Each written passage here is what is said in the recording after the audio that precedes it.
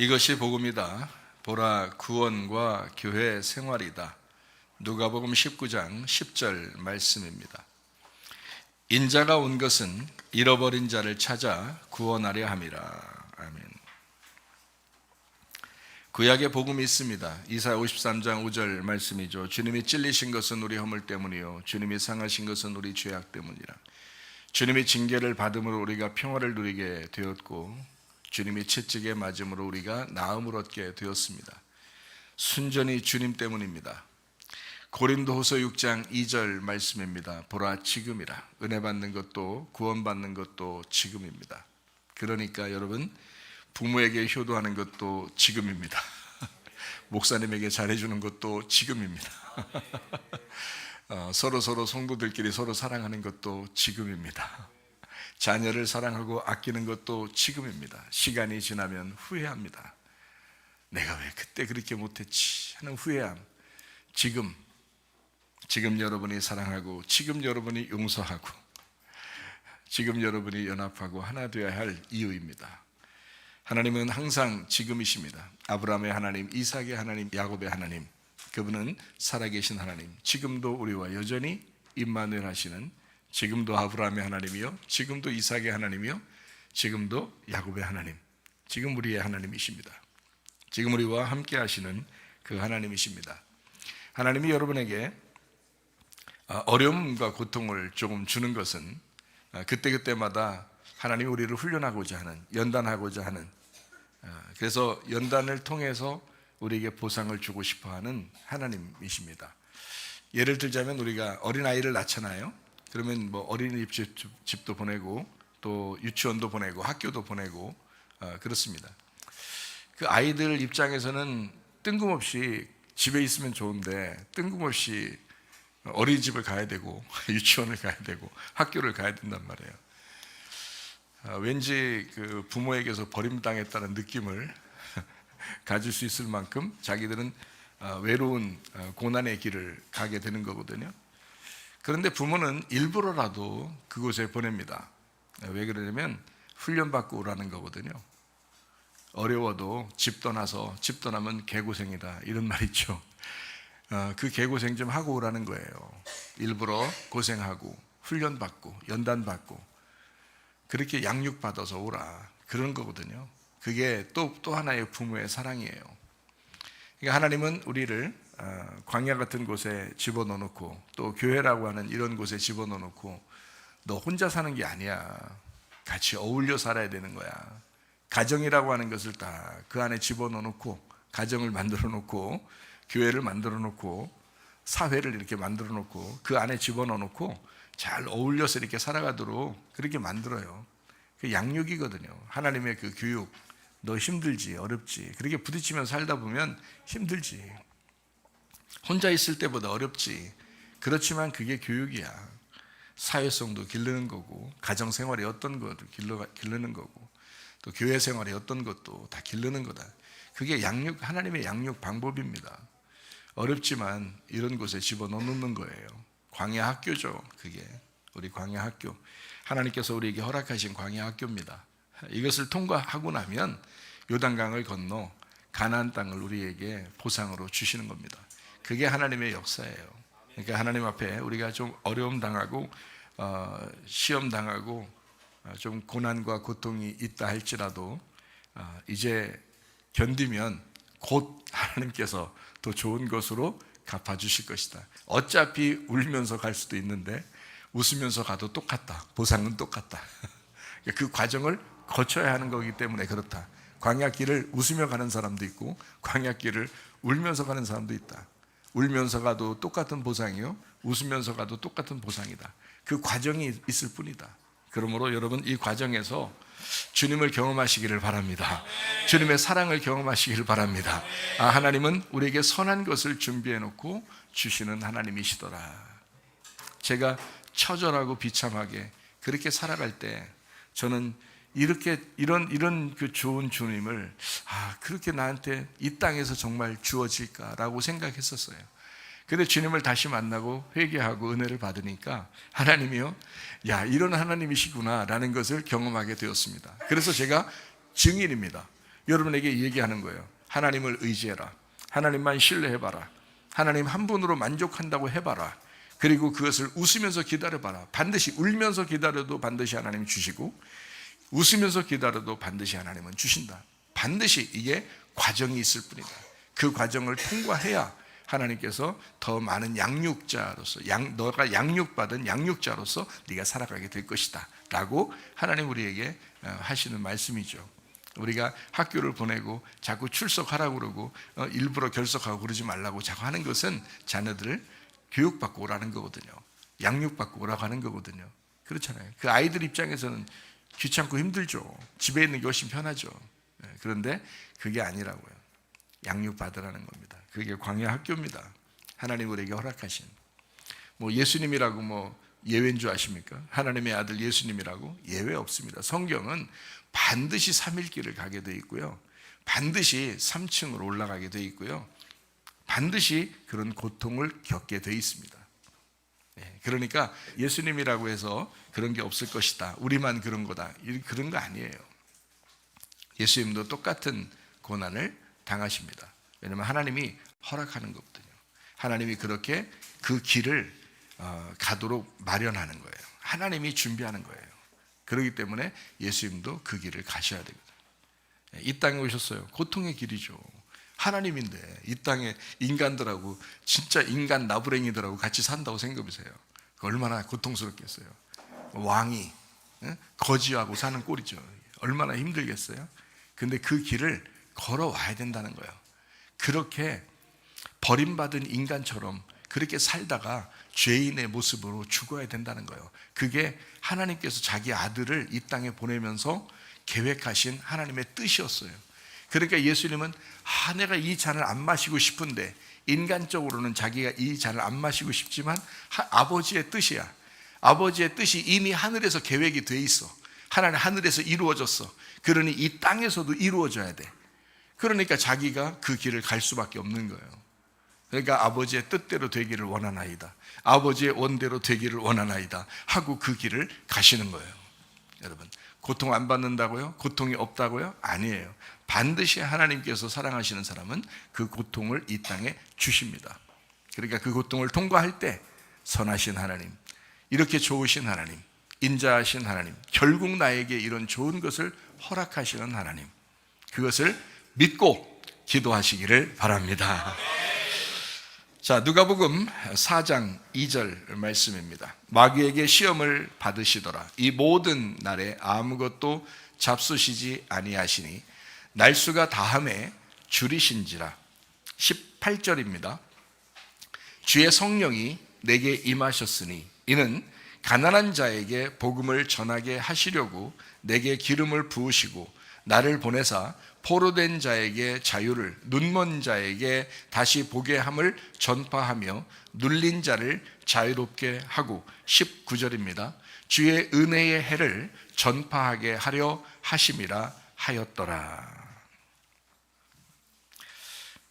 예수님은 누가복음 4장하고 마태복음 4장에 예수님의 그 시험받는 장면이 나옵니다. 마귀에게 시험받아요. 광야로 가서 마귀에게 시험받아요. 자, 예수님 예외가 없다고 그랬죠? 우리들도 시험을 받지만 예수님도 시험을 받아요. 똑같이 예외가 없습니다. 그 광야의 과정을 통과해야 되기 때문에 그렇습니다. 애굽에서 이스라엘 백성들이 구출을 받아도 광야라고 하는 40년 인생을, 우리 온통 인생이죠, 그것을 경험하도록, 그걸 체험하도록 만들어 놔요. 그게 과정이기 때문에 그래요. 가나안 땅에 가는 여정입니다. 반드시 애굽에서 가나안 땅으로 직접 옮길 수도 있는 하나님이, 그런 능력이 있는 하나님인데 광야를 통과하게 하고 가나안 땅에 들여보낸다는 거죠. 이것은 하나님의 과정이었습니다. 그래서 마태복음 4장하고 누가복음 4장에 보면 마귀에게 시험받게 하기 위해서 성령이 이끌어가요. 예수님을 성령님이 이끌어간다고요. 그 말은 성령님의 계획이었다, 하나님의 계획이었다라는 겁니다. 예수님이 시험을 받아야 된다라는 그런 의미예요. 그러니까 우리만 시험 받는 게 아니라는 걸 이제 알겠죠? 예수님도 시험을 받으셔야 되는 그 과정을 거치셨다. 근데 이제 사람들은 시험 받으면 이제 져버리는 경우가 많고요.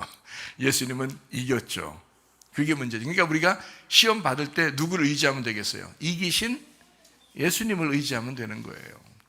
그러니까 우리 믿음으로 하면 좀 실패할 가능성이 있어도 예수님의 믿음으로 하면 반드시 승리한다는 겁니다. 그러니까 예수님한테 의지하는 거예요. 주님, 내가 안 돼요. 주님 힘으로 해주세요. 주님만 의지하겠어요. 주님 한 분만으로 내가 만족합니다. 그러면요, 주님이 갑자기 그냥 어디선가 그 이길 수 있는 힘을 허락해 주신다고요. 그러면 마음이 평안해집니다. 기도의 응답입니다. 그럼 하나님이 그 과정을 통과하게 만드시죠. 자, 성령님이요, 예수님과 늘 함께 있었습니다. 예수님이 태어날 때도 성령님이 함께 했습니다. 성령에 의하여 잉태가 되죠. 예수님이 그렇게 잉태돼서 나오게 되죠. 그러니까 태어날 때도 예수님을 성령님이 같이 있었죠. 마귀에게 시험 받을 때도 성령님이 인도하십니다. 그래서 마귀에게 시험을 받도록 마태복음 4장하고 누가복음 4장을 여러분이 잘 읽어보면 이해가 됩니다. 본격적인 사역을 시작하실 때도 모두 성령님께서 함께 하십니다. 그래서 성령님이 그분을 이끌고 다니시죠. 그러니까 성령님과 예수님은 태어날 때부터 하나님의 사역을 할 때, 그리고 십자가 못 박혀 돌아가실 때까지, 자, 십자가 못 박혀 돌아가시기 전에 겟세마네 기도할 때도 늘 하나님의 성령이 같이 있었다. 그죠? 성령님이 늘 함께 있었다. 자, 이 성령이 우리하고 함께 있지 않을까요? 함께 있죠. 예수님하고만 함께 있겠어요? 아니죠. 우리가 예수님을 믿는다면 그 예수님의 영이, 그 성령이 우리와 늘 함께 있는 거죠.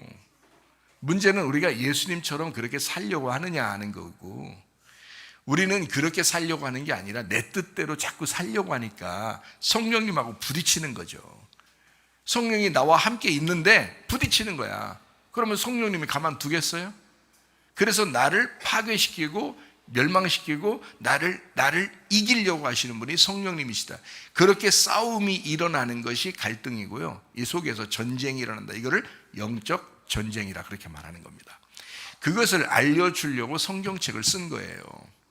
성경책은 다른 사람에 대해서 알아보려고 쓰고, 다른 사람 심리나 좀 알아보라고 성경책 써서 우리 보고 읽으라는 게 아니라, 나하고 성령님과의 관계를 너같이 그렇게 마귀적이고 너같이 땅적이고 너같이 땅의 운명대로 그거 벗어내지 않고 그렇게 살아보려고 하는 그 육체적인 삶하고 성령님하고 싸우는 이 영적 전쟁에 대해서 잘 살펴보라고 우리에게 성경책을 주는 것이고, 그거를 알려주라고 목사를 세우는 겁니다.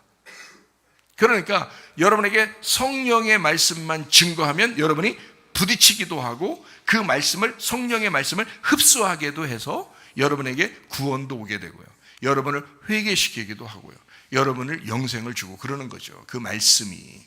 그래서 말씀이 하나님, 말씀이 성령님이십니다. 그 말씀, 그 성령님이 예수님과 함께 있었다. 늘 함께 있었다. 성령님이 늘 그 예수님과 같이 있었다. 누가복음 4장 1절 말씀입니다. 예수께서 성령의 충만함을 입어 요단강에서 돌아오사 광야에서 40일 동안 성령에게 이끌리시며 이랬죠. 광야 시험 받을 때요, 반드시 예수님을 성령이 충만해서 이끌어 가시며 광야로 가서 시험 받게 하는 거예요. 성령 충만한 예수님도 시험 받는 거예요. 물론 그 죄가, 그 시험 받는 그 죄가 우리 때문이죠. 원래 예수님이 무슨 시험을 받을 필요가 있겠습니까? 하나님인데. 근데 시험을 꼭 받아야 돼. 왜? 인간 나부랭이들이 선악과 먹고 죄를 지었으니까. 그러니까 성령께서 예수님에게 성령 충만하게 해서 그 예수님을 끌고 다녀. 그리고 시험 받게도 하신다. 무슨 말인지 아시겠죠? 그래서 예수님이 세 가지 시험 당합니다. 일부러 성령께서 이끌어 가셔. 그리고 시험 받게 하는 거예요. 그게 마태복음 4장, 누가복음 4장에 나와 있는 말씀들입니다. 마귀의 그 시험은 필연적입니다. 왜 마귀에게 시험을 받도록 했을까? 예수님을 시험 받지 않아도 되시는 분을 왜 시험 받게 했을까라고 하는 겁니다. 창세기 3장 6절 때문입니다. 여자가 그 나무를 본즉 먹음직도 하고 보암직도 하고 지혜롭게 할 만큼 탐스럽기도 한 나무인지라 여자가 그 열매를 따먹고 자기와 함께 있는 남편에게도 주매 그도 먹은지라. 이것 때문입니다. 죄는 인간이 짓는 거고 그 죄 때문에 시험은 예수님이 당하는 겁니다. 그러니까 너희들 때문에, 자, 너희들이 죽어야 할 그 자리, 너희들이 이것 때문에 죽는 그 요인이 됐잖아. 그것을 예수님이 대신 받는 거예요. 이것 때문에 시험을 받는 겁니다. 아담과 하와가 선악과 먹었어요. 세 가지 범죄입니다. 먹음직, 보암직, 탐스럽게 되는 거. 자, 이런 선악과의 시험 문제를 해결하지 않고서는 아버지의 일을 시작할 수가 없습니다. 왜냐하면 인간 죄인들을 구원하러 왔잖아요. 그래서 인간과 똑같은 모습으로 30년을 사셨어요. 그리고서 이제 아버지의 일을 하셔야 돼. 그죠? 제사장이나 레위인 그리고 선지자의 일은 30세부터 일을 하게 돼 있거든요. 그래서 30세까지는 인간과 똑같이 살아요. 30세가 됐어요. 아버지의 일을 이제 하셔야 돼. 아버지의 사역을 하셔야 돼. 근데 누구 때문에 온 거예요? 인간 죄인들 때문에. 그래서 이제 그때는 성령님이 이끌어가서 인간 죄인의 시험을 받았던 그 첫 번째 시험, 먹음직, 보암직, 탐스럽게 하는 그 시험을 예수님이 받게 하시는 거예요. 인간은 넘어졌지만 예수님은 승리하는 거죠. 이제 여기서 바뀌는 거죠. 그러니까 모든 죄 때문에 사실 생각해봐요. 모든 죄 때문에 죽음이 왔잖아요. 그렇죠?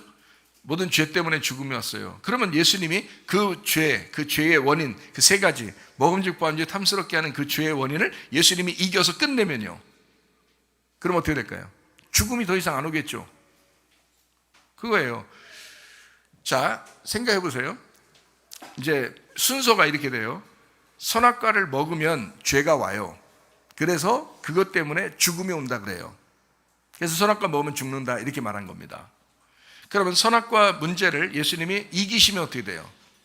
더 이상 죽음이 없어지고 영생한다 이렇게 되는 거죠. 그래서 예수님이 너희들 나 믿으면 영생해 이러는 거예요. 안 죽고 영생한다 이렇게 말하는 거예요. 그러니까 요거 선악과 문제를 반대로 설명해 주는 거죠. 예수님이. 자, 요거를 여러분에게 설명하는 겁니다.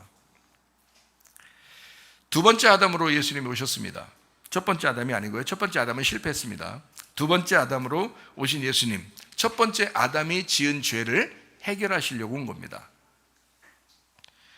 자, 이게 이제 어떤 죄냐면 먹음직, 보암직, 탐스럽게 하는 건데 요거를 요한 1서 2장 16절 말씀을 보면 이렇게 나와 있습니다. 이는 세상에 있는 모든 것이, 그러니까 모든 것이 모든 죄악이죠. 모든 선악과의 죄죠. 이 모든 것이 육신의 정욕과 안목의 정욕과 이생의 자랑이니 다 아버지께로부터 온 것이 아니요 세상으로부터 온 것이라 이렇게 되어 있습니다. 육신의 정욕이 먹음직이고요. 안목의 정욕이 보암직이고요. 이생의 자랑이 탐스러운 겁니다. 이게 선악과의 죄예요. 이 세상의 모든 죄는 다 이 세 가지로 되어 있습니다. 육신의 정욕, 안목의 정욕, 이생의 자랑. 여러분이 죄 짓는 것도 결국은 다 세 가지로 통일됩니다. 모든 죄가요. 인간의 모든 죄는 다 세 가지로 통일돼요. 먹음직, 보암직, 탐스럽게 하는 거. 이게 선악과의 죄예요. 이 문제를 해결하지 않으면 아버지의 사역을 못하는 거예요. 왜냐하면 이 문제가 해결되지 않는 상태에서는 그 죄인들의 문제를 그대로 가지고 있잖아요. 그러면 그 죄인들을 어떻게 구원합니까? 어떻게 치료해 줍니까? 말이 안 되죠. 이 문제를 해결해 놔야 치료도 일어나고 귀신도 쫓아내고 하는 거예요, 예수님이. 자, 이 문제가 해결됐으니 귀신아 나가라 하는 거고, 이 문제가 해결됐으니 병은 고쳐져라 하는 거고, 이 문제가 해결됐으니 죽은 자도 살아나야 된다 이렇게 말하는 겁니다, 예수님이. 자, 이해가 되죠? 이 문제를 해결하지 않고는 하나님의 나라가 임하지 않는 거예요. 그래서 이 문제를 먼저 해결해야 되기 때문에 성령님이 예수님을 데리고 가는 거예요, 광야로. 이 문제부터 해결해라. 이 문제부터 해결해라. 그 문제가 해결돼야 다른 문제가 해결된다. 이렇게 되는 거죠. 구원의 문제, 병치료의 문제, 귀신 쫓아나가는 문제, 이 문제들은 선악과 먹음직, 보암직, 탐스럽게 하는 육신의 정욕, 안목의 정욕, 이생의 자랑을 그 죄 때문에 다 들어온 겁니다. 이 세상에. 죽음도, 질병도, 귀신도 다 뭐예요? 가정의 문제도, 사람들의 문제도, 여러분의 육신적인 삶의 무슨 아주 그 갈고리 같은 그 인생도 다 뭐 때문에요? 선악과 문제 때문에요. 선악과 문제 때문에 이게 다 온 거거든요. 그러면 아니 이 문제를 예수님이 광야에서 다 해결한 거 아니에요. 육신의 종류, 안목의 종류, 이생의 자랑이라고 하는 이 모범직, 보암직, 탐스럽게 하는 거, 이 죄는 이 세 가지 다 돼 있는데 이걸 다 해결했잖아요. 예수님이. 죄가 요거밖에 없는데 이걸 다 먼저 해결하셨잖아요. 그러면 이런 게 이제 안 와야 되잖아. 자, 죽음도 안 와야지, 그죠? 귀신도 안 들어와야지, 질병도 안 생겨야지, 가정의 문제도 안 생겨야지. 맞죠? 맞잖아요. 이게 안 들어와야 되잖아요. 근데 와요, 안 와요? 와요, 안 와요? 근데 와요. 귀신도 이렇게 쫓아다니는 것 같고 병도 찾아오는 것 같고, 그놈의 인생의 땅의 운명, 그냥 집안에 내려오던 내력들이 자기한테 찰싹 달라붙어가지고 계속 그렇게 살아가야 되는 것 같고, 그리고 뭔가 죽음도 올 것 같고 무섭고 이러잖아요. 이게 왜 오냐? 원래는 예수님이 문제를 해결했기 때문에 와야 돼, 안 와야 돼요? 안 와야 되잖아요. 근데 온 거야. 자, 이 오는 게 왜 오느냐? 순전히 여러분 때문입니다. 예수님 때문이 아니에요. 무슨 말이냐면 이게 순전히 이 세상 살아가는 사람들, 자기들 때문에 오는 거예요. 자, 집안에 내려오던 내력을 가만히 보세요. 여러분에게 철썩 달라붙어 있습니다. 그러면 그렇게 또 살아요. 그 습관대로 살다 보니까 죄성을 가진 인간의 속성이 그대로 자기 속에 들어와서 철썩 달라붙어가지고 계속 살아가요. 이렇게. 그러면 그 습관 때문에 질병도 찾아오게 되고요, 귀신이 철썩 달라붙기도 하고요, 그리고 죽음도 찾아오는 겁니다. 인간의 한계를 넘어가지 못하는 거죠. 그렇죠? 그럼 이제 이럴 때 이제 어떻게 해야 되냐? 이런 문제들은 우리의 잘못 때문에 계속 찾아오고 계속 내려오는데 이걸 어떻게 해야 되냐? 그래서 예수님을 의지하라는 거예요. 선악과 문제를 끝내신, 광야에서 나 때문에 일부러 시험을 당하시고 이겨주신 예수의 믿음을 의지하라는 거예요. 이걸 의지하지 않으니까 네 믿음으로 스스로 살아가려고 한번 해보려고 하니까 다 쓰러지는 거죠. 그때마다 그 질병을 위하여 하나님 앞에 기도하고 예수를 의지하고, 여러분의 문제를 위하여 예수를 붙들고 의지하고, 그 예수의 믿음, 그 이기신, 마귀를 이기신 그 믿음을 의지하고 먹음직 보암직 탐스럽게 하는 그것을 이기신, 육신의 종류, 안목의 종류, 이생의 자랑, 이것을 이기신 예수님을 의지하여 살아간다면 그러면 다 이기죠. 이겨내죠. 믿음으로 이겨내죠. 믿음으로 이기는 겁니다. 믿음으로 사는 겁니다. 성경은 그래서 믿음으로 너희가 이기리라, 믿음으로 산다, 이렇게 하는 겁니다. 그래서 오직 의인은 믿음으로 말미암아 살리라. 여러분의 믿음이겠어요? 아니에요. 예수님의 믿음을 얘기하는 겁니다. 예수님의 믿음으로 살리라, 그래야 사는 거다, 이렇게 말하는 겁니다. 왜 넘어져? 왜 땅의 운명에서 벗어나질 못해? 너의 문제라니. 네가 그렇게 살아가고 있지 않느냐 이거야. 너의 삶이, 너의 집안의 삶이 너에게 찰싹 달라붙어 계속 그렇게 살아가고 있지 않느냐 이거예요. 그러면 예수님을 빨리 의지하든지 말이에요. 그러면 되는데 그러지 않고 죽어라고 예수 안 믿고 죽어라고 자기 믿음으로 살려고 한다는 거야. 자기 뜻대로 자기 힘으로 살아보려고 어떻게든지 이건 안 되는가 봐, 이건 기도해도 안 되는가 봐, 이건 내 힘으로는 안 되는가 봐, 그냥 이건 그냥 이대로 그냥 짊어지고 내가 살아가야 되는 건가 봐 하고, 아니 자기를 내려놓을 때는 그런 게 필요하죠. 그러나 자기를 내려놨으면 예수를 의지해야지. 죽기 살기로 예수님을 의지해야지. 그러면 그 믿음으로 질병도 치료받을 수 있는 거고요, 그죠? 가정의 문제도 해결받을 수 있는 거고. 이혼의 위기가 있는 그런 가정에 예수님의 믿음이 딱 들어와서 이걸 딱 연합시켜서 하나 되게 하면 되잖아요. 근데 이혼의 위기에 있는 사람이 우린 안 돼. 나도 안 바뀌고 저 인간도 안 바뀌고 우린 안 바뀌어. 끝나는 거지 뭘. 이게 예수님이 만든 거예요 그렇게? 예수님이 여러분 이렇게 끝냈어? 아니에요. 마귀가 왔고 귀신이 여러분이 귀신을 불러들였고 여러분이 그것을 끊어내질 못했고 여러분의 믿음이 스스로 자기가 자기 자포자기 한 거야 거기서. 그렇잖아요. 예수의 믿음이 들어왔으면 이걸 완전히 연합시키죠. 이해가 됩니까? 예수님 의지하면 이거 다 연합된단 말이에요. 하나 되고 사랑하고 하나님께서 인도하신다고요. 용서? 가능하죠. 예수님이 들어오면 용서가 가능하죠. 그러나 예수가 안 들어오고 자기 힘대로 하면 용서 안 되죠. 나는 저 인간 절대 용서 못해.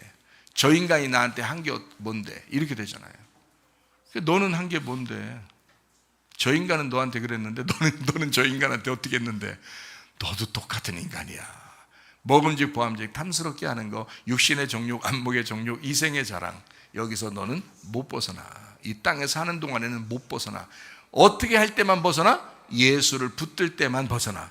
예수를 붙들고 믿음을 유지할 때만 벗어난단 말이에요. 아니면 또 넘어지죠. 넘어지니까 마귀가 살아있는 한 마귀는 계속 우는 사자와 같이 그렇게 쓰러지는 자들을 삼킨다 이거죠. 그리고 그렇게 쓰러뜨리려고 계속 우는 사자와 같이 돌아다니죠. 그놈이 살아있는 한. 그러니까 예수님 잘못이 아닌 거예요, 여러분. 예수님 잘못이 아니에요. 다 네 잘못이야, 이 땅에 사는 동안에는. 그러니까 그럼 뭐예요? 내 잘못이니까 그냥 나 이대로 살다 그냥 갈 거예요, 반응하는겨 하나님한테? 아니, 성경에 그렇게 많이 얘기하는, 예수님 의지해라, 너 벗어날 수 있다. 너 주님 진짜 주님만 사랑하고 먼저 그의 나라와 그의 의를 구하고 진짜 주님 한번 붙들고 살아봐라. 너 바뀐다. 네가 바뀌든 환경이 바뀌든 바뀐다. 하나님이 역사하실 거다. 네? 얼마나 좋아요, 그 믿음. 자, 광야에서 시험을 받으시고 예수님이 이기셨습니다. 그래야 아버지의 사역을 할 수 있어요. 이유가 뭐라고요? 예수님이 구원하러 우리를 구원하러 왔잖아요. 근데 우리가 선악과 죄를 범했잖아요. 선악과를 선택하고 살잖아요. 그런 인간을 선악과 선택하고 살면 이거 하나님의 명령이 왔어요. 명령이 와서 선악과 먹으면 죽어. 그 말은 하나님하고 분리가 돼. 하나님하고 같이 못 사는 거야. 하나님하고 같이 살 수가 없어. 하나님이 누군데? 하나님이 뭔데? 말씀이야. 하나님이 누군데? 예수님이야. 예수님이 왔잖아요. 그분은 시험을 당하든 안 하든 하나님이야. 뭔 말인지 알겠어요? 시험을 당하든 안 당하든 예수님은 이미 하나님인데 하나님이 그 아들로 오신 거잖아요. 예수님이 하나님이야. 이해가 돼요? 근데 선악과를 먹은 인간은 어떻게 된다고? 죽는다고. 죽는다는 말은 하나님과 분리가 된다고. 그래서 분리돼서 예수님을 못 만나는 거예요. 말씀을 못 만나는 거예요. 하나님을 못 만나는 거예요. 분리가 됐으니까. 죽었잖아요. 그러니까 선악과 문제가 해결되지 않고서는 연합이 안 돼. 못 만나. 뭔 말인가 알겠어요? 하나님하고 인간하고 못 만나. 선악과 문제가 해결되지 않고서는.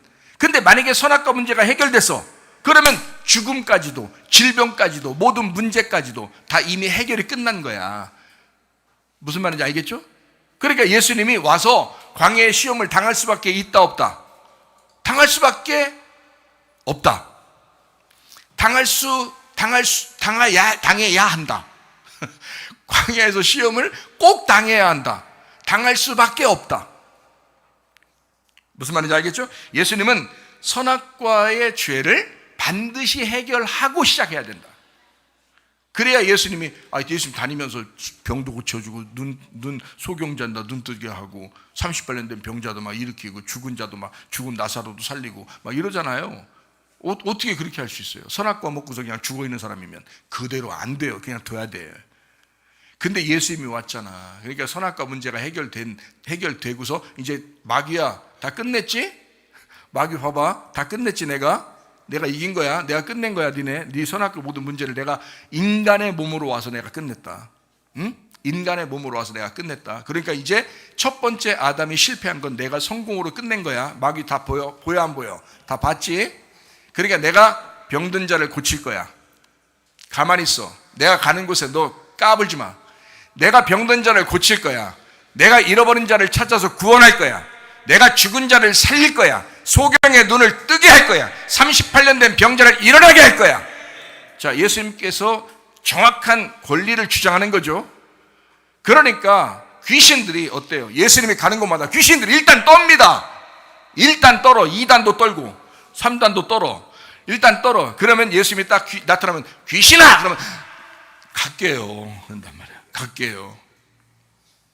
자, 이걸 죽일 순 없어. 영이니까, 영적 존재들이니까 죽는 게 없어요. 영적 존재니까. 사라지지도 않아. 있어.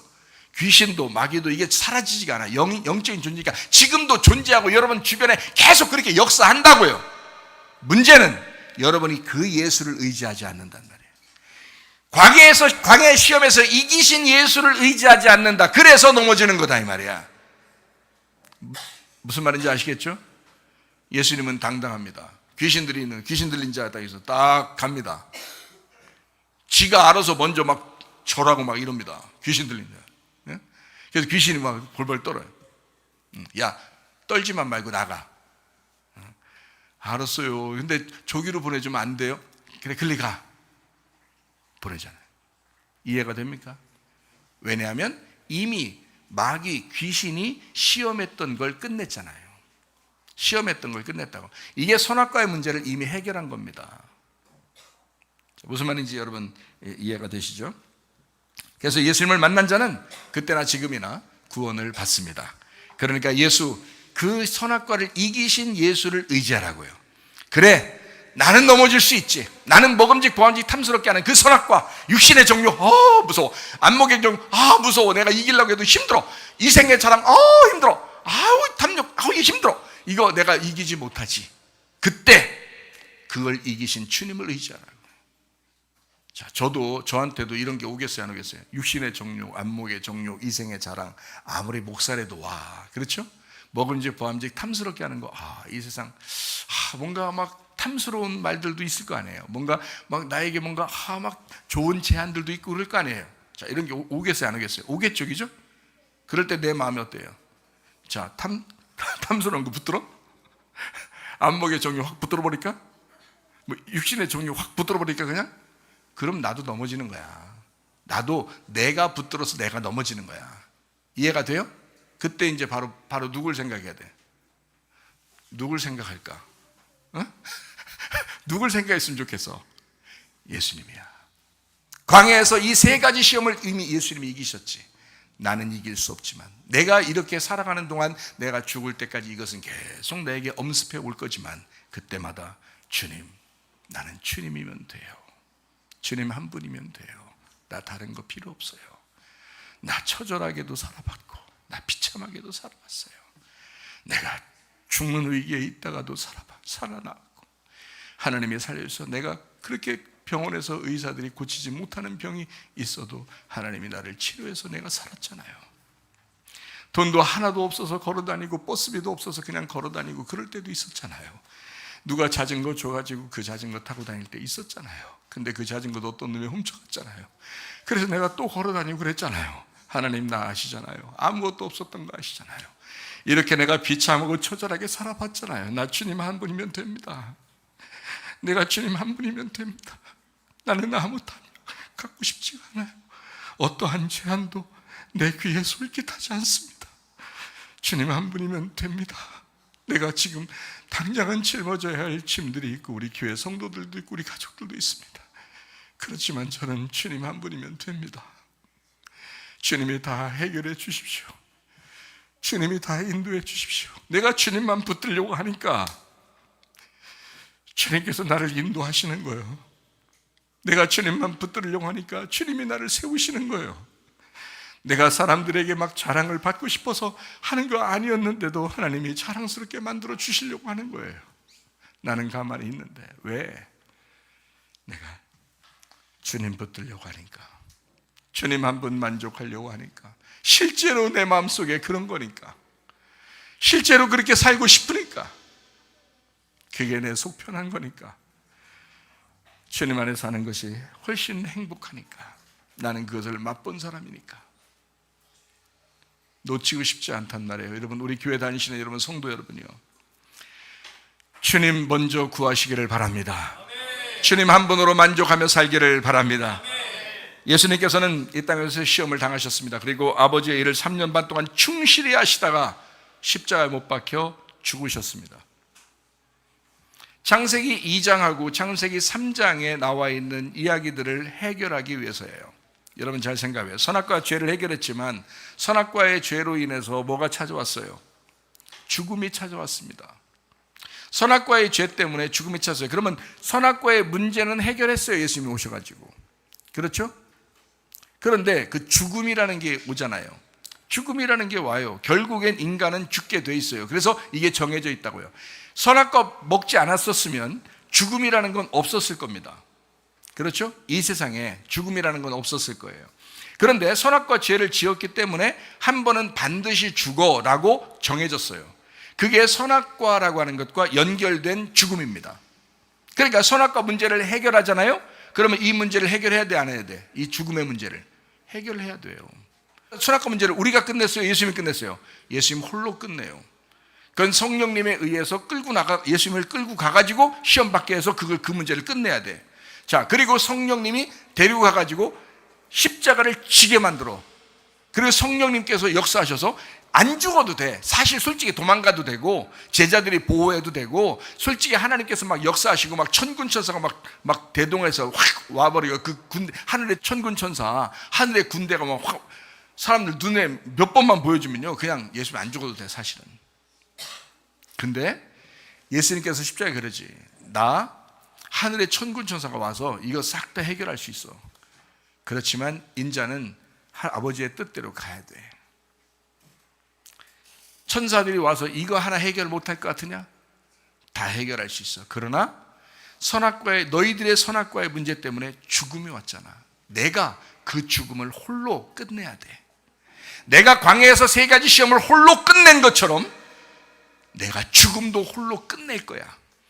그러니까 너희는 나에게 기도할 때 이렇게 기도해. 광야에서 3가지 시험을 이기신 예수님을 의지하고 기도하고, 그러면 너의 시험이 끝날 거야. 그리고 예수님의 그 죽음, 나를 위해서 죽으신 예수를 믿고 네가 의지하여 기도하면 너는 죽음까지도 건너갈 거야. 그래서 우리 보고 영생한다 그러는 거예요. 죽음이 사라졌잖아요. 예수님이 죽음도 끝냈잖아요.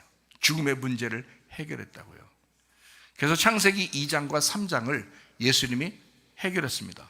다 이루었다. 다 이루었다. 빚을 다 갚았다. 내가 이 땅에 해야 할 일, 꼬린 지점을 향하여 내가 달려가는 그 걸음을 끝냈다. 이제 꼬린했다 이거야. 예수님이 다 이루었다.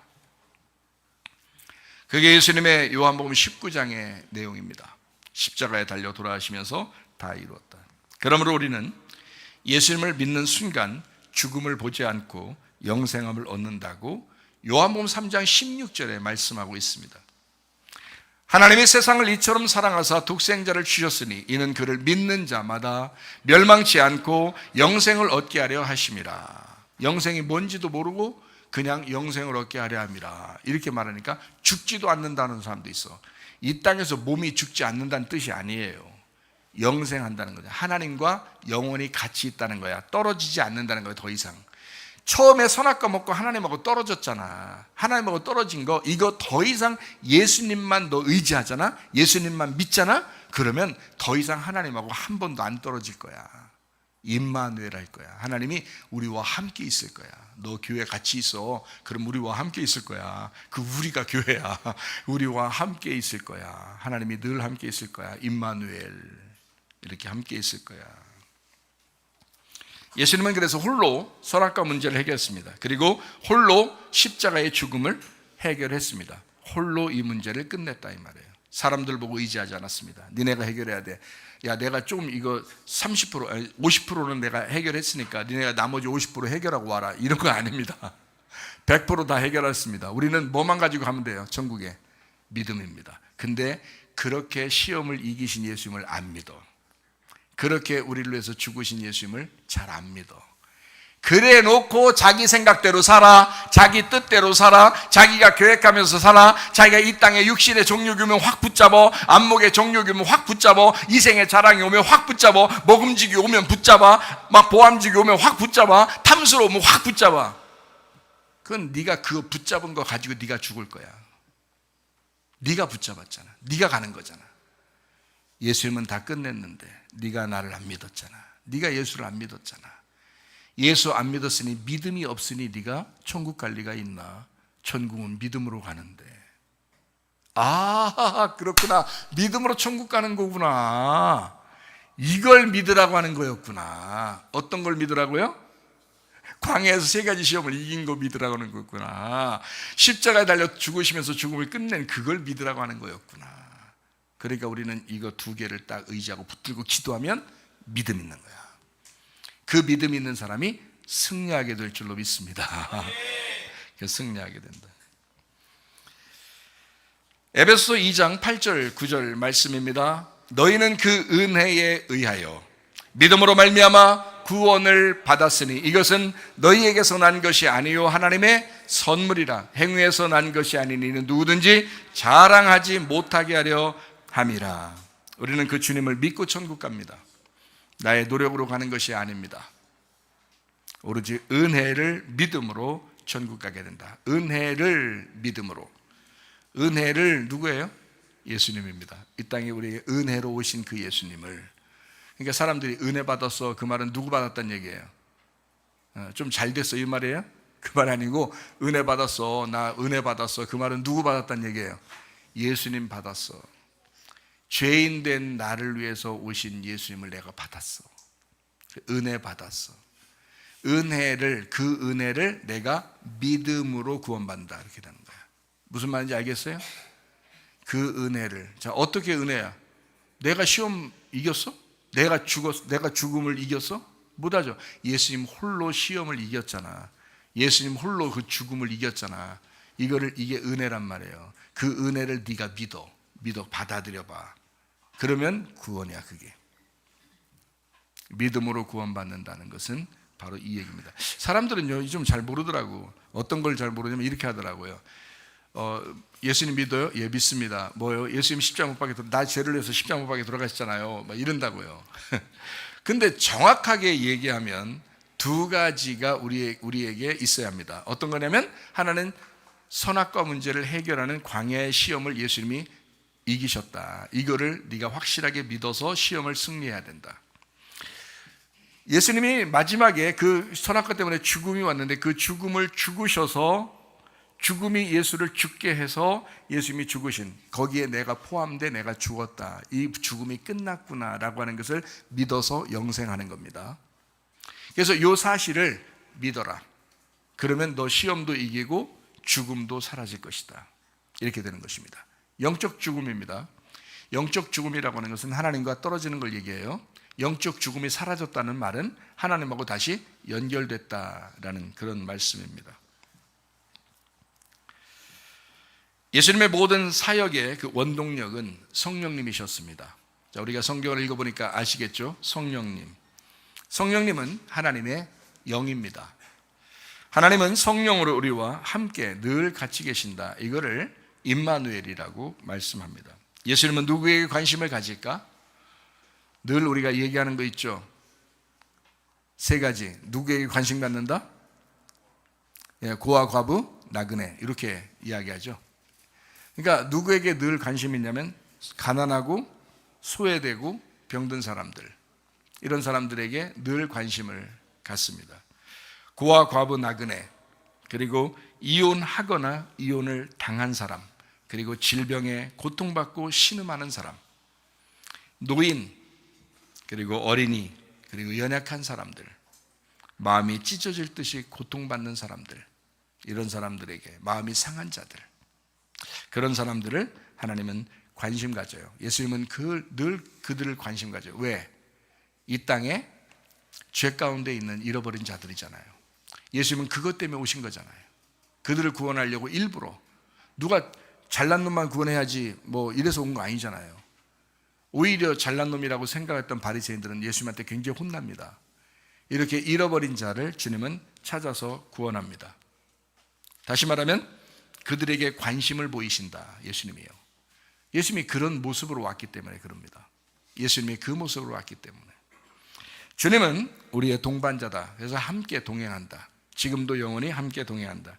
누가복음 4장 24절 말씀입니다. 또 이르시되 내가 진실로 너희에게 이르노니 선지자가 고향에서는 환영을 받는 자가 없느니라. 교만한 사람들이 있습니다. 이 사람들은 그런 예수님을 자꾸 밀어냅니다. 가난하고 소외되고 병든 자들과 함께 있으려고 하는 그 주님, 잃어버린 자를 찾아와서 구원하려고 하는 그 주님을 교만한 사람들은 자꾸 밀어내는 거예요. 그래서 주님이 자라난 고향 동네에서는 인정을 받지 못합니다. 예수님을 예수님이라고 여기지 못했습니다. 예수님은 말씀으로 이 땅에 오셨습니다. 말씀이 육신을 입고 죄된 성품을 가지고 이 땅에 오셨다라는 그런 말입니다. 육신을 입고 이 몸을 가지고 이 땅에 오셨다. 요한복음 1장 14절 말씀입니다. 말씀이 육신이 되어 우리 가운데 거하시며 우리가 그의 영광을 보니 아버지의 독생자의 영광이요 은혜와 진리가 충만하더라 라고 했습니다. 자, 하나는 말씀이고 하나는 육신이거든요. 육신은 나쁜 거고 말씀은 좋은 겁니다. 근데 말씀은 보이지 않아요. 근데 육신은 보인단 말이에요. 예수님의 그 연약한 모습, 예수님의 자, 예를 한번 들어볼게요. 옛날 그 구약의 사람들은 바리새인들의 생각을 한번 생각해 봅시다. 우리가 그들의 생각을 생각해 보자고요. 그들의 입장에서 볼 때는 하나님을 잘 믿는 사람들은 부자가 돼야 돼요. 그들의 입장에서 보면 하나님을 잘 믿었으니까 하나님이 복을 내려 주시잖아요. 하나님 복을 내려 주셔서 부자가 돼야 마땅합니다. 그리고 건강해야지 마땅합니다. 하나님을 잘 섬겼으니까, 그러니까 저 사람들이 부자가 되었지, 그리고 잘 살지, 그리고 건강하지, 그게 마땅하지라고 바리새인들은 그렇게 생각을 하고 있었어요. 그게 부자와 거지 나사로에서 정확하게 나타나는, 누가복음 16장에 나타나는 정확하게 나타나는 부자와 거지 나사로의 이야기입니다. 그가 자기의 부자가 죄인이라고 여겨본 적이 없다니까요. 죄인이라고 생각해 본 적이 없어요. 그건 축복이라고 생각했었어요. 이스라엘 사람들은 그렇게 생각을 해요. 그래서 병든 자나 이런 사람들은 태어날 때부터 막 소경이고 뭐 또 병들어서 문둥병 걸리고 막 이러면 성에서 막 쫓아내고 그럽니다. 왜냐하면 그건 저주를 받았기 때문에 그래요. 하나님으로부터 심판을 받았다 이렇게 보이기 때문에 그렇습니다. 당연한 거죠. 근데 예수님이 와가지고는 그 사람들을 갖다 막 구원하고 그 사람 치료하고 막 살려주고 같이 막 그냥 만져주고 이렇게 막 만지고 치료해주고 손을 얹어 막 기도해주고 막 이런단 말이에요. 이해가 되겠냐고요. 바리새인의 입장의 생각에서는 이해가 도저히 안 되는 이야기예요. 예수님이겠죠? 그런데 예수님은 늘 가난한 자, 병든 자 이런 사람에게 관심을 가져요. 그러니까 이게 완전히 반대가 되죠. 그래서 바리새인들이 예수님을 미워하는 겁니다. 배척하고 미워하는 거예요, 예수님을. 그러니까 그 당시에 기득권자들은 예수님을 미워할 수밖에 없는 구조예요. 그들은 성경을 따르기 때문에, 성경의 말씀을 따르기 때문에 예수님을 배척한 겁니다. 잘 생각해 보세요. 성경적으로 진짜 하나님을 잘 믿고 축복받은 사람은 잘 돼야 되잖아요. 그죠? 그들의 이론이에요. 이 성경의 이론입니다. 하나님을 잘 못 믿는 사람은 하나님이 심판하고 저주받게 해서 막 몰아내고, 이게 당연한 거죠. 구약 성경을 가지고 있는 그들의 입장에서 율법적으로는 그게 당연한 거란 말이에요. 그런데 예수님이 왔어요. 완전 반대로 해석하는 거예요, 성경을. 완전 반대로. 그러니까 이쪽 기득권자들, 성경을 알고 있는 사람들 입장에서는 예수님을 죽일 수밖에 없는 거예요. 그 시대에 예수님이 오셨다. 예수님이 오실 때는 뭐라 하냐, 요한복음 1장에 보면 가장 어두울 때다. 세상이 가장 어둡다. 가장 죄악 가운데 있다. 그때 빛이 찾아오셨다. 무슨 말인지 아시겠죠? 이런 상태, 그런 상태이기 때문에 사람들은 뭘 받겠어요? 예수님의 육신을 본 거죠. 그러니까 육신으로 보면 초라하죠. 예수님이 막 엄청난 그 멋있는 사람으로 오지 않았어요. 예수님이요. 저도 예수님 모습을 봤거든요. 환상 가운데 이게 직접 이렇게 봐. 아유, 예수님 모습이요, 정말 초라해요. 키도 작으시고요, 마르고 왜소하고 잘생긴 것도 아니고 그런 모습이에요. 세상 사람들이 보면요, 존경할 만한 게 없는, 막 흠모할 만한 게 없어요. 아름답지가 않아. 제가 봐서 알잖아요. 그런 예수님이었어요. 그러니까 사람들은 볼 때 어떤 모습 봐? 그 모습만 보는 거야. 근데 요한복음 1장 14절에는 뭐라고 나와 있다고요? 말씀이 육신을 입어왔으니까 진짜 배기들이 보는 건 어디를 봐야 돼? 말씀이 보여야 되는 거야. 그가 가지고 있는 속에 있는 말씀을 봐야 되는 거잖아. 여러분, 제가 별거 아니죠. 제 속에 말씀을 보셔야죠, 여러분이. 저는 별거 아닙니다. 여러분은 제 속에 있는 말씀을 보셔야 돼. 말씀을 볼 줄 알아야 되는데, 그게 어떤 사람이 그걸 보이겠어요? 죄인들이 그게 보이는 거야. 잃어버린 자가 그게 보이는 거야. 병든 자가 그게 보이는 거야. 그의 왜소함이 보이는 것이 아니라, 그의 별것 없는 육신이 보이는 것이 아니라 그 속에 말씀이 보이는 거예요. 그 말씀이 자기를 살릴 것 같은 거예요. 그 말씀이 자기를 치료할 것 같은 거예요. 목사님이 전해주는 그 말씀이 자기를 치료할 것 같은 거예요. 목사님이 전해주는 그 말씀이 자기를 살릴 것 같은 거예요. 그 목사님이 전해주는 그 말씀이 자기 가정을 회복시킬 것 같은 거예요. 목사님이 회복하는 게 아니요. 목사가 뭘 회복시켜요, 여러분을. 그 속에 말씀이 여러분의 가정을 찾아가 회복하는 거예요. 여러분의 심령을 회복하는 거예요. 여러분을 치료하는 거예요. 말씀이 생명력이 있는 거예요. 사람들은 육신을 본 거죠. 그러니까 현찮게 봤죠. 그러나 잃어버린 자들은, 파괴된 자들은 예수님의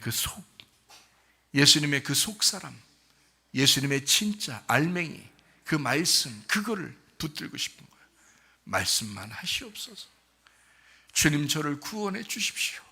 주님, 저를 불쌍히 여겨 주십시오. 예수님의 모습 보면서 얘기했겠어요? 아니에요. 예수님의 그 속, 저는 주님을 압니다. 당신이 말씀해 주세요. 저를 살려주세요. 이러는 거죠. 잃어버린 자들은 그렇게 고백했습니다. 하나님의 아들 예수님은 말씀이 육신이 되어서 이 땅에 오셨습니다. 여러분, 어떤 모습을 보길 원하십니까? 그의 겉모습을 보길 원하십니까? 아니면 그의 속을 보길 원하십니까?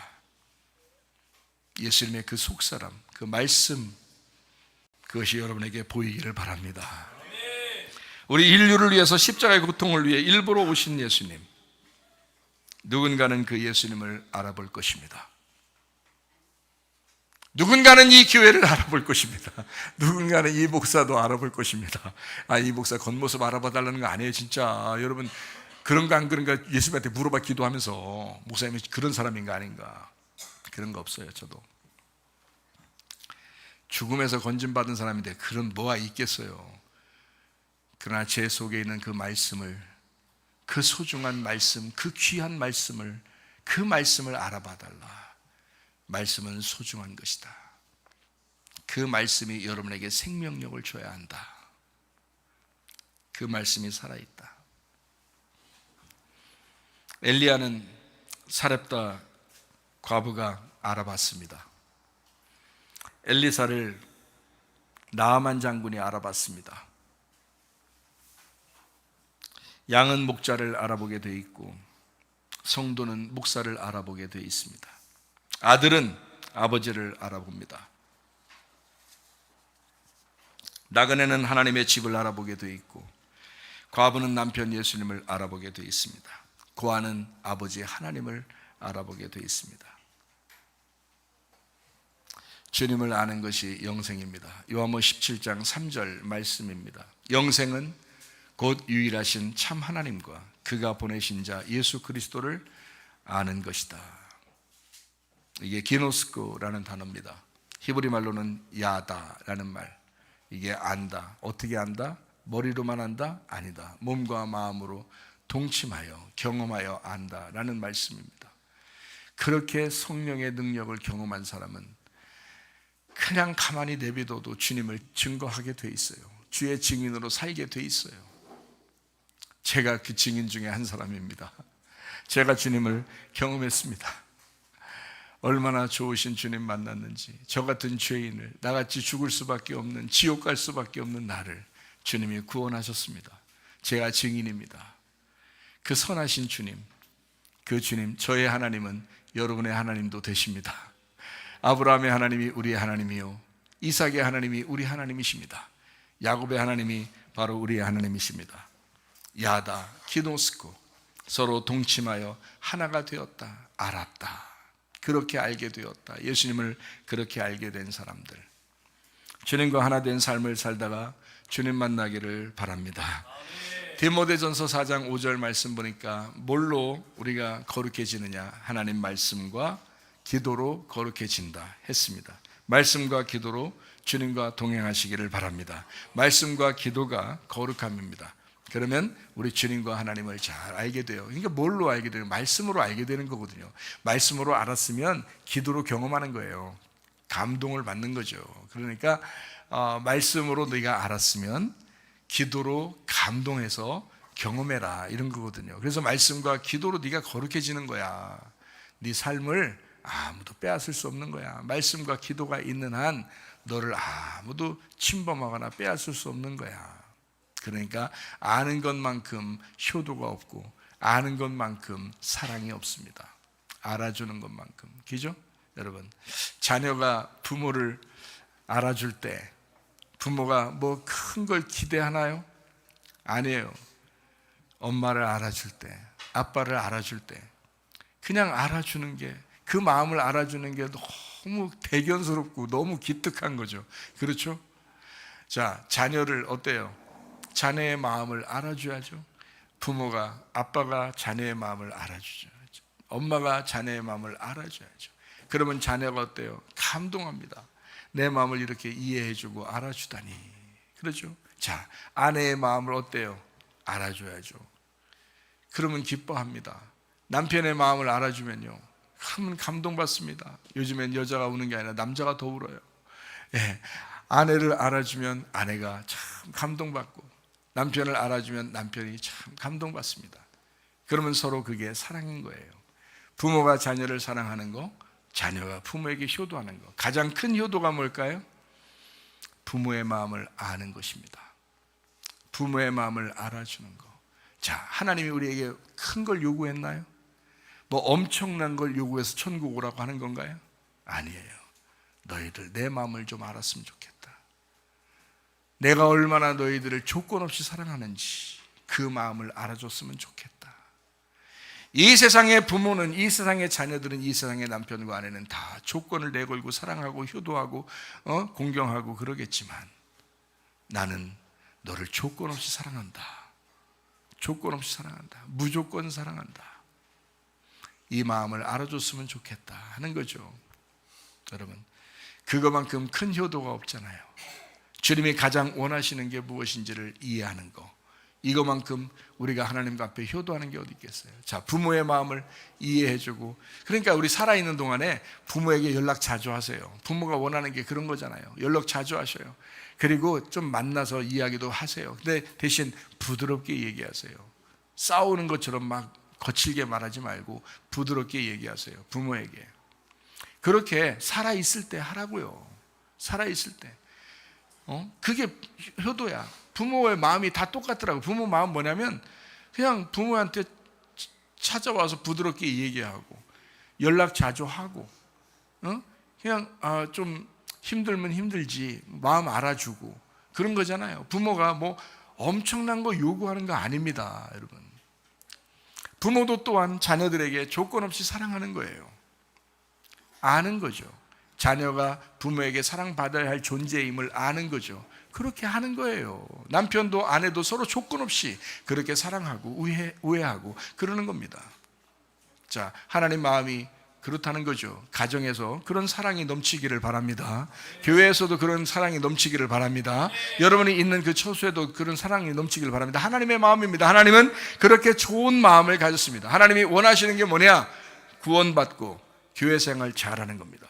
그게 하나님이 원하시는 거예요. 여러분, 사회생활도 잘해야 합니다. 교회 생활도 엉망진창인데 무슨 사회생활 잘하겠어요? 예배 철저하게 성공해야 삶의 예배가 성공하게 되겠죠. 그러니까 예배의 삶에 먼저 성공하시라 이 말이야. 그러면 삶의 예배도 성공하게 될 것이다. 그래서 구원받는 것, 교회 생활, 이것에 평안하고 행복하고 감사가 일어나게 되면 그게 천국 생활이다. 여러분 마음이 평안하기를 바라고 행복하기를 바라고 이 가정과 교회가 그리스도 예수 안에서 행복한 천국 생활하다가 주님 만나시기를 바랍니다. 누가복음 19장 10절 읽고 마치도록 하겠습니다. 인자가 온 것은 잃어버린 자를 찾아 구원하려 함이니라. 아멘.